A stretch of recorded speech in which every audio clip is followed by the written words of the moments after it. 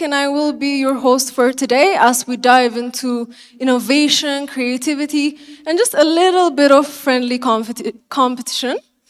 We're here today with brilliant, outstanding minds, great ideas, and during our 4 hour stay, we will have a pitch competition, guest speakers, and also we will have a little time to connect with each other.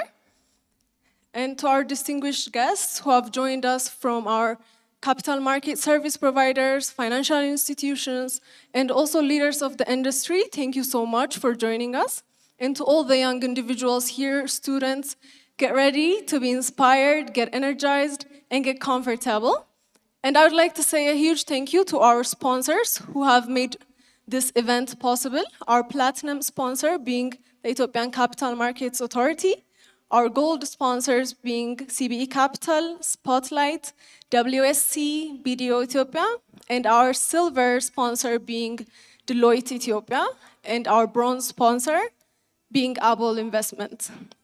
So to officially kick off our session today, we will hear a couple of words from an instrumental person who has been playing a critical role in creating this event for us, the president of the Afro Access Investment Lab. Please help me welcome Mr. Alazar to the stage.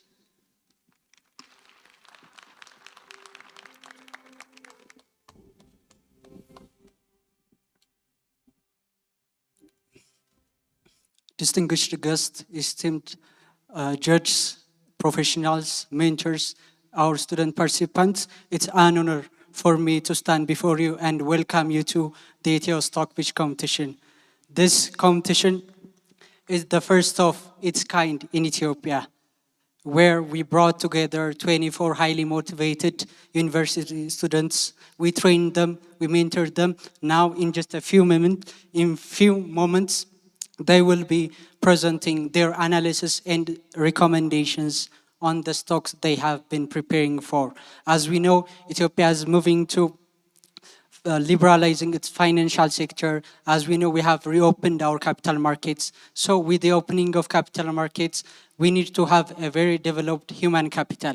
So for the past few years, careers in financial industry has been limited to commercial banking, and universities have been constrained from producing the human capital that can fill what a capital market needs.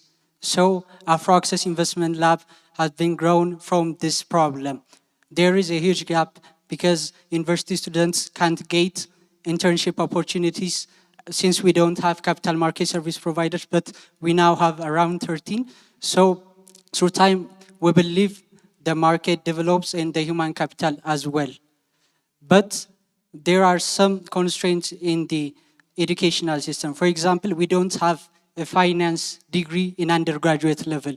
We know Addis Ababa University have started MSc in corporate finance, but in undergraduate level, we find finance blended with accounting. So in other countries, we can find finance. So if someone would like to be an investment banker, he can join finance degree. But there are also changes in our market as well. There are certifications introduced, for example, the CFA and CISI. But we have to push hard, and as we know from different economic models, there needs a big push to make a change in different constraints of an economy. So this competition is one of the testimonies of this big push. So Afro Access Investment Lab has initiated this competition. Different players in the capital market ecosystem have provided us with support, starting from the regulator, Ethiopia Capital Market Authority, and other service providers like CBE Capital Investment Bank. This competition also has gained an experience from Wall Street Connection, an organization known for organizing a stock pitch competition in the United States of America.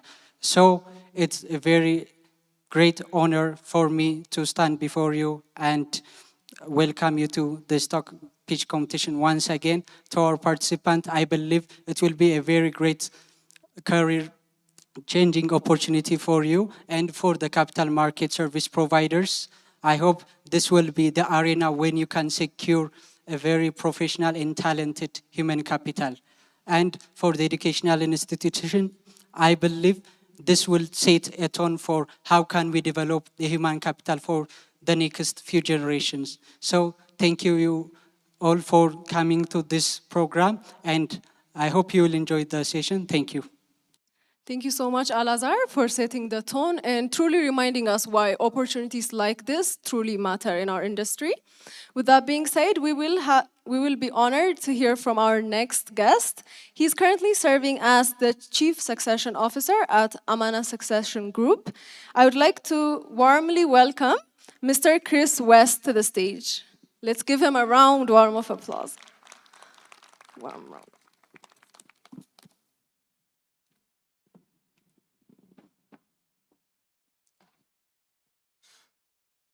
Indet Walachu. Assalamu alaikum wa rahmatullahi wa barakatuh. Good afternoon, everyone. It is an honor to be with you today. I want to first start off by thanking Al-Azhar and his partner Caleb for really putting this together.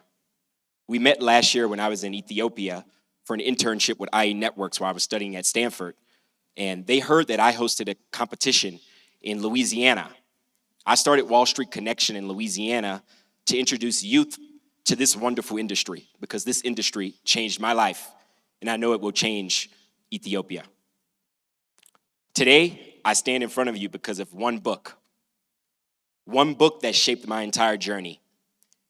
It guided me through my time at Babson College, which was ranked the #2 undergraduate school by Wall Street Journal and the #1 undergraduate school for entrepreneurship by US News for 29 consecutive years. This book led me into investment banking at Rothchild & Co. By the way, I want to give a special shout out to Paul Reynolds, who is here today. Paul Reynolds has been a senior advisor at Rothschild for over 2 decades and has been integral in forming Ethiopia's capital markets. Let's get back to that book. This one book also led me into private equity at HarborVest Partners and HIG Capital, 2 global private equity firms with 150 billion and 70 billion assets under management. And that's dollars, just to be clear. This book also influenced my decision to attend the Stanford Graduate School of Business, where I started the school's first Muslims in Business Club and served as the first president, which earned me the Vice Provost for Graduate Education Award. Because of this one book, I have been able to close more than $10 billion of private market transactions. I have bought companies across North America, Asia, and Latin America. And I have raised capital from institutional investors to build something of my own. This book was the biography of Reginald F. Lewis, and it has a strange but unforgettable name, which I will share with you in a moment. Reginald Lewis was not just a businessman. He was a symbol of possibility for America, Ethiopia, and the world. Reginald F. Lewis was the first African American to build $1 billion company, and he did it through the acquisition of 2 companies. His first major breakthrough was the acquisition of a sewing pattern company called McCall Pattern, and he bought it for about $23 million, which would be nearly $90 million today, adjusted for inflation. His second acquisition was the historic purchase of Beatrice International Foods for nearly $1 billion, which would be $4 billion today. Reginald Lewis, a black man and part of the global African diaspora in the 1980s, doing billion-dollar international deals. It was unheard of and unimaginable then. We all know Robert F. Smith, the wealthiest black man in the US and one of the only 15 black billionaires in the world. Well, Reginald Lewis paved the way for Robert Smith, Mr. Dangote, Mr. Mohammed Hussein Al-Amoudi, for me, and now Ethiopia. But when you understand where he came from, his story becomes even more powerful. Reginald Lewis was born in Maryland, and I know all of you in here has family, friends, or someone that you just know that lives in Maryland. They call it Little Ethiopia. His beginnings were humble. He did not come from wealth. He did not inherit a network. There were no shortcuts, no legacy privileges, no backroom deals. What he did have was vision, and he had something even rarer, a refusal to be invisible in the world. His family raised him with dignity, discipline, and determination. Those were not buzzwords for him. These were the values that shaped him long before his name ever appeared in a newspaper. He went on to graduate from Virginia State University, where he joined one of the historical black fraternities, Kappa Alpha Psi Fraternity Incorporated. Then he earned admission to Harvard Law School without even applying. After law school and a short stint at a corporate law firm we all know, Paul Weiss, he founded his own corporate law firm. But the truth is this: even with all his brilliance and preparation, none of these accomplishments would have been possible without access to one thing: the capital markets. The capital markets were the engine behind his rise. Advisors, investment bankers, and institutional investors made it possible for him to access the debt and equity financing he needed at the scale he needed. That access allowed him to purchase those two companies. In other words, capital markets turned a young man from Maryland, raised with nothing but vision and grit, into the architect of one of the most extraordinary business stories in American and world history. When I read Reginald Lewis's biography, something awakened in me. It redirected my entire life. I realized that if capital markets could unlock opportunity for him, then I wanted to be trained in the very ecosystem that made his rise possible. I wanted to learn the language of corporate finance. I wanted to master the tools that transform ideas into industries and entrepreneurs into owners. And I can say now, without any hesitation, it was the best training I could have received. As an investment banker, I learned how to build financial models from scratch, how to craft and deliver persuasive presentations, how to engage professionally with CEOs, entrepreneurs, and institutional investors. I learned how to think clearly under immense pressure and to work with discipline, consistency, and pride. As a private equity investment professional, I learned how to create investment theses that made sense and could be backed up with facts and numbers. I learned how to analyze risk and opportunities with precision, how to conduct rigorous due diligence across industries and continents. I also learned how to manage multiple external stakeholders such as accountants, lawyers, bankers, and institutional investors. I also learned how to raise capital from limited partners and co-investors who expect nothing short of excellence and absolute integrity. But the most important lesson I gained from all of these experiences was this: when the capital markets function properly, when access to financing becomes easier and more transparent, entrepreneurs can unlock enormous economic value. Entire societies can grow, entire nations can rise. And that is exactly what Ethiopia deserves. One thing that is often misunderstood about Reginald Lewis is this: his use of the capital markets was never speculative. It was never gambling. He did not chase trends or bet on hype. He believed in the core business models of the companies he acquired. He made his money the old-fashioned way.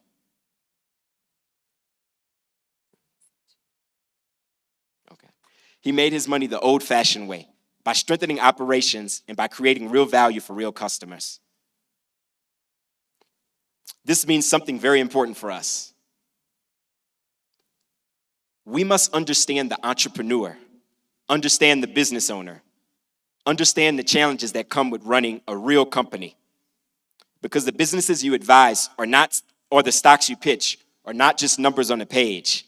They are not just ratios or spreadsheets. They are groups of people who wake up every morning to produce the goods and services that Ethiopia and the world rely on.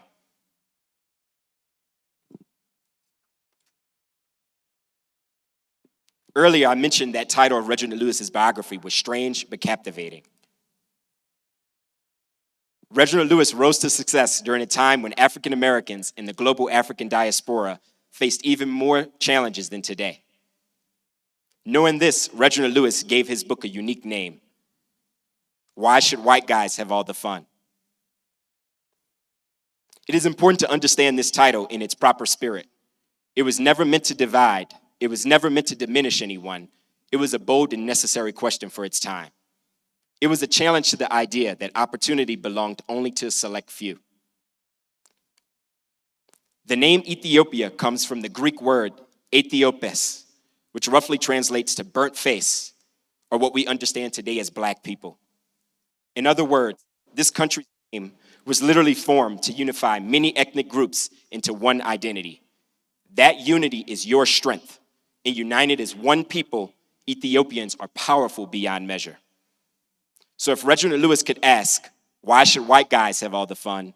Then Ethiopia must ask its own version of that question. Why should America, Europe, and Asia have all the fun? Today marks the beginning of your answer to that question. Today marks the moment when Ethiopian youth and young adults decide this nation's future belongs to you. And Ethiopia is ready. The world is watching.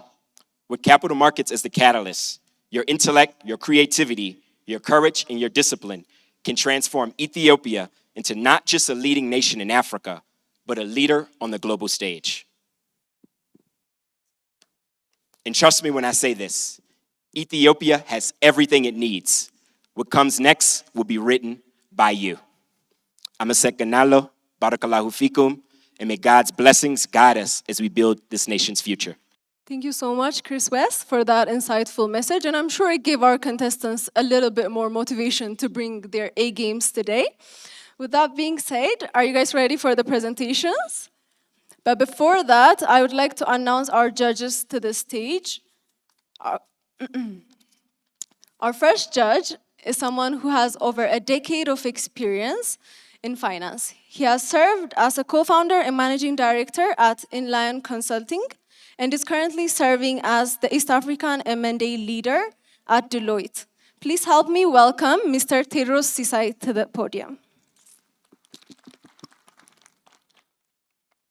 Our second judge is someone with extensive experience in financial sectors, playing a crucial role.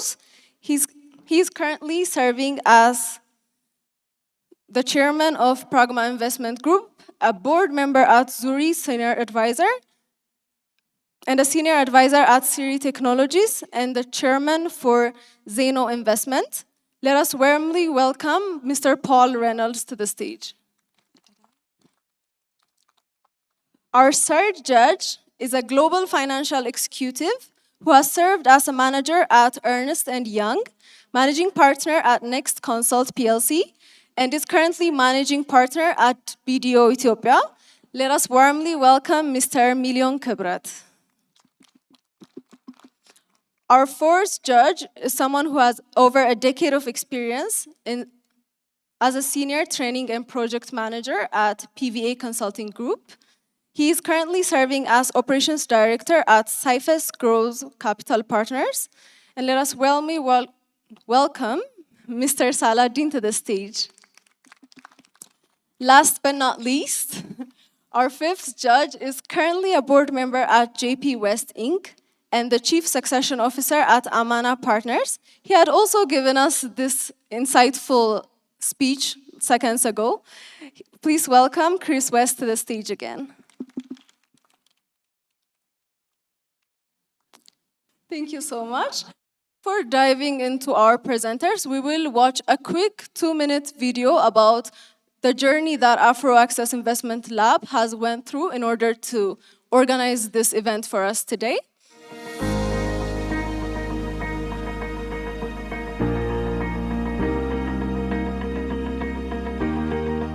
My name is Khalib Makonnen.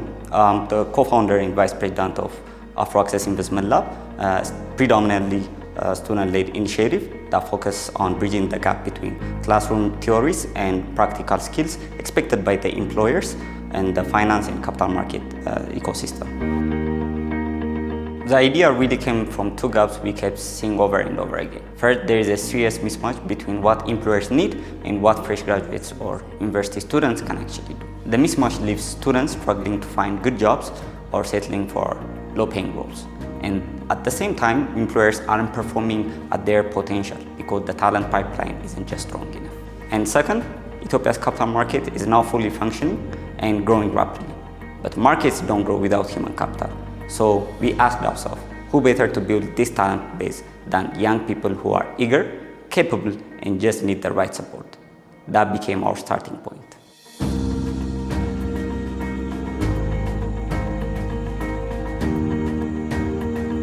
So my co-founder and I began this journey 8 months ago, in April 2025. We spent weeks brainstorming what kind of program could actually develop real practical finance skills. That's how the idea of ETO Stock Pitch Competition was born.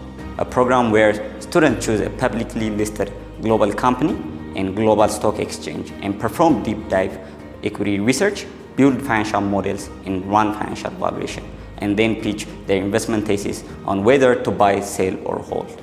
Once we decided to move forward, we built a team and now about 18 dedicated members. Then we started reaching out to the potential partners and sponsors, and honestly, we were amazed by how many leaders believed in this vision, including Ethiopian Capital Market Authority.